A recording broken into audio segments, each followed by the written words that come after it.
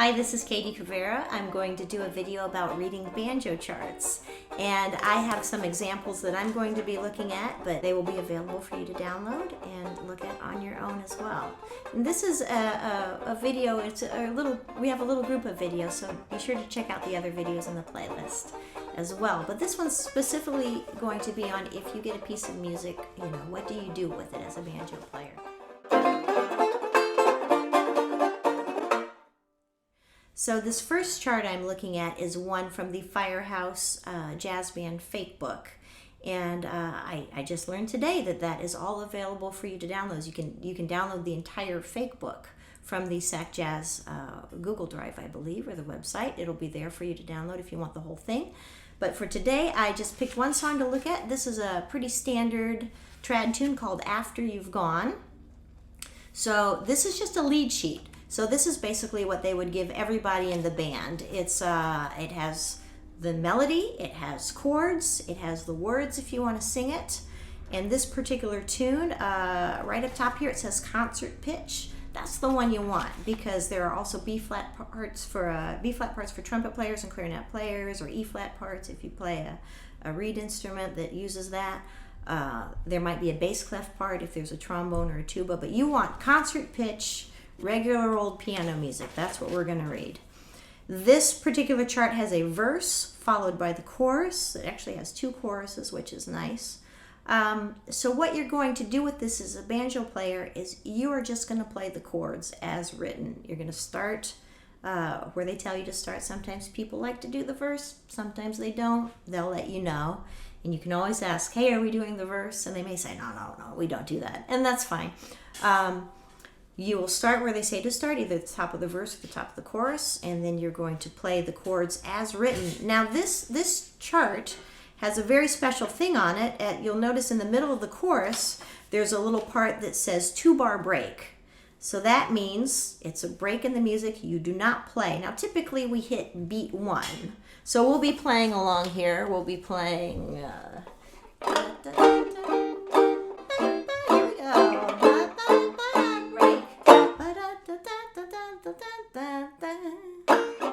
Okay, so you just leave that open because something's going to happen. Either the vocalist is going to sing, or if a horn player is playing, they will solo through that part. Just be aware of that. And the band leader might call that. Sometimes they have signals for calling a break, or someone may just yell break, like I just did. You just don't want to be caught playing through that. If the band's supposed to stop, you want to be aware of that. So you can stop too.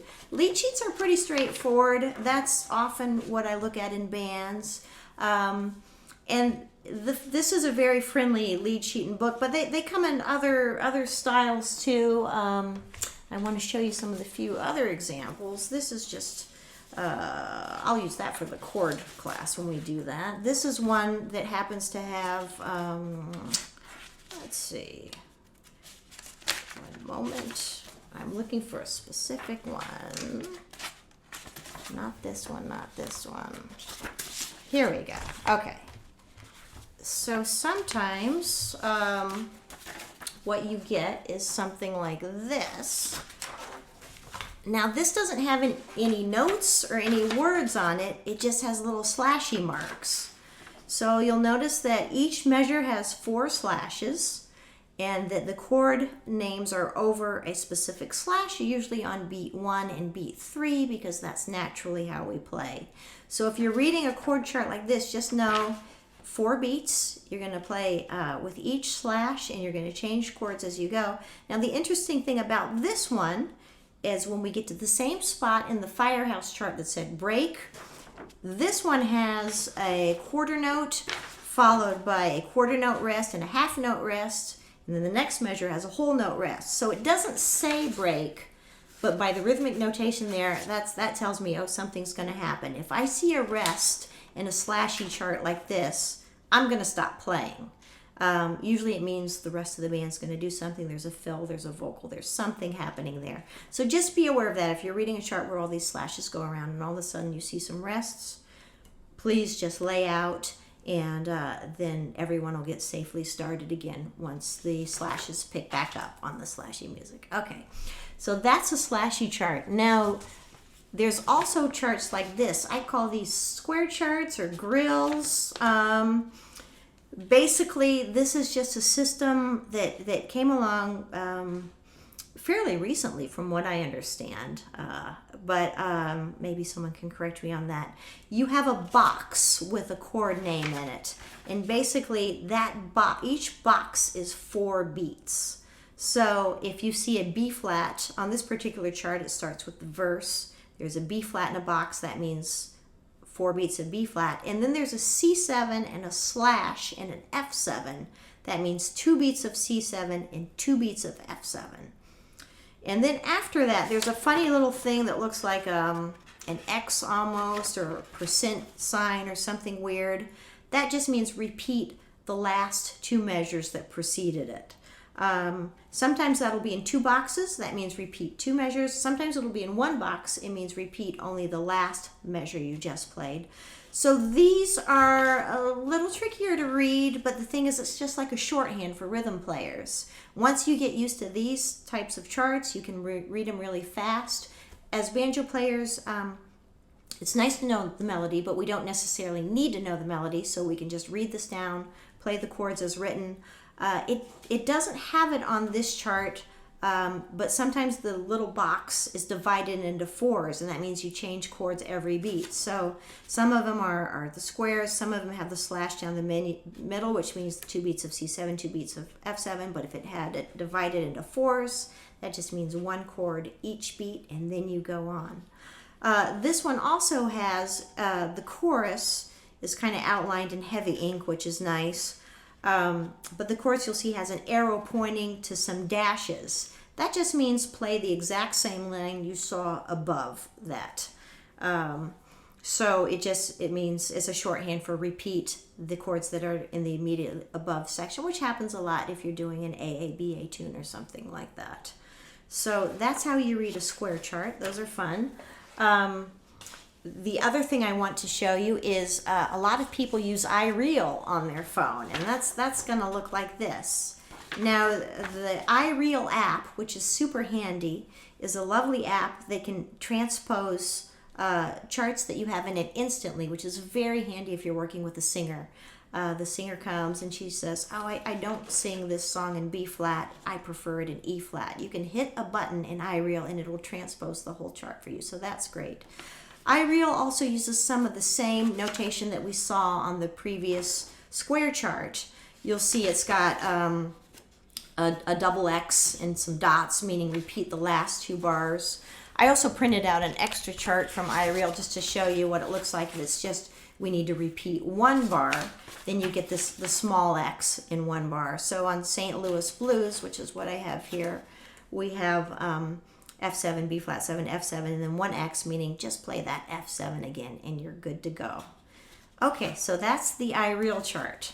I have a few more kind of unusual things that I just wanted to show you for fun. You may not come across this as often, but if you ever find the good fortune to play in a band that plays stock arrangements, like Vince Giordano's band or even Don Neely's band out of San Francisco, a lot of time you get banjo stocks. Now these are the charts that the guys read in the 20s. So for something like this opens with actual music notation. So you would have to read the banjo notes and play the line, but then after that you'll see it's got stacked chords, and this chart's a little weird. They put the chord names underneath. You do see that on occasion. Just be aware that the chords are underneath, and you're going to have to read it that way as you go. Little weird, I know. The other thing about reading a stock is you'll see a lot of rhythmic notation. So this particular chart opens with a line, which is C sharp, E, G, and then we have the first chord. You'll see it's a stacked chord, and it says diminished under there. It doesn't say which one. So I'm looking at that stacked chord and I see a C sharp in the bass. So I'll play a C sharp diminished. And then there are 2 rests followed by a G minor chord. So I would rest for 2 beats and then play the G minor chord. So the thing to remember about these stocks is that you have to read the rhythmic notation. You have to read the notes if they give you notes. Now, I'm not a super fast reader, but what I would do is probably practice it a little and just memorize that, because it doesn't come up a lot. The other thing about this chart is some of the bars, like on the second staff, you'll see the chord and then they put a slash mark. So it's kind of a hybrid of, that just means you're playing time. The second line starts with an E minor for 2 beats, followed by an F sharp 7 for 2 beats. And then the tune continues on. So be aware of that slash. Doesn't mean you just play the chord, the same chord you played the last time.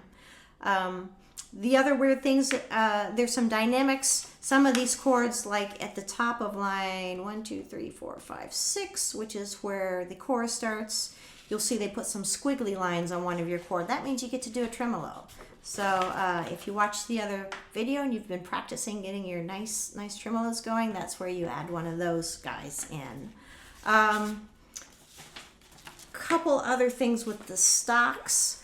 Sometimes you get them and they don't have any chord names, and that makes me very sad, because that means you have to look at that chord and know what it is and be able to play it. As you can see, what I usually do is I write the chord names over it in pencil so I can play it. That is totally fair, but if you're on a bandstand and somebody throws this in front of you, hopefully you're a little bit familiar with the tune.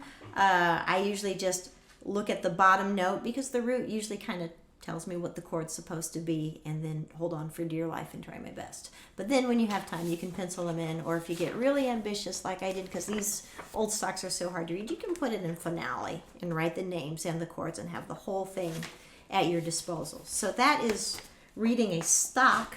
And then the last thing I'd like to talk about is if you ever find the good fortune to play in a pit orchestra, you're going to get show music. So this is a chart I played in the show Anything Goes. I was in the pit, and it says on the top left-hand corner, it says guitar, but then you can see I wrote in pencil banjo.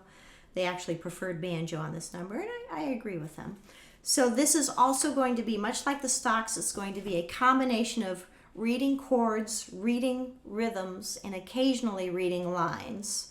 So right at the opening of this is the overture, I believe, for the show.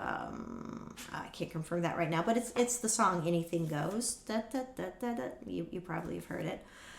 It starts with quarter notes. They got the little slashy heads. That's like rhythm notation. And staccato marks. So you would play that first chord, which is in, my eyesight, it's in, do that, A flat minor. You just play da, da, da, da, da, da, da, da. That's what that's dictating. And then after that, we have the regular bars with slashes. So you read the chords, and that's all happy going right along. But then on the fourth line, you see the second measure of the fourth line. Then we get into a rhythmic figure that we're going to have to play. It's a eighth note followed by a quarter note by an eighth note, and then we got some rests. So we would play da da da, and then there's some train tracks. So we take a moment, we watch our director, and it says freely as dictated. We got some half notes, and so you're just reading the rhythms as you go through the chords. Take a look at this chart. It's pretty fun. There's a lot going on in this chart. I also, when I tend to do shows like this, use my highlighting pen a lot. I've copied this. A lot of times they don't like you to write on the original score, so I make copies for myself and I highlight things because we did jump cuts and things like that in it. This is another unusual part of the song where we have a quarter note rest followed by a slash, followed by a quarter note rest, followed by a slash. Again, we're just reading the rhythm. So it basically, they just want to play off beats. That's what they're telling us to do. Rest, strum, at the bottom of that second page. Typical of any Broadway shows, there are lots of multi-measure rests, and you have to count and know where to come back in. And I'll make sure they put this chart up because it's got a little bit of everything. So I would encourage you, even though you don't come across this as much, I would encourage you to play in a band that reads charts like these, just because you'll get really fast and good at reading those rhythms. And I actually started doing that type of work when I was in college, just playing for the local community theater. They were doing Oklahoma. They needed someone to play in the pit. I showed up with my 5-string banjo, and I realized pretty quickly with all the reading and the chord changes and stuff, I would need to do it on plectrum. So I switched it up, and it worked out great. And I got really good at playing in the key of G flat because that was the sweet key for one of the singers. But that's what you're going to encounter reading charts. So have some fun with that, and I will do a few more. I'll do another video on reading chord changes, but I want that to be a whole separate thing. This is just what you should look at if you're going to get a chart in a band and have to play with a band. So I hope that helps, and please check out the other videos in the playlist. Thank you so much.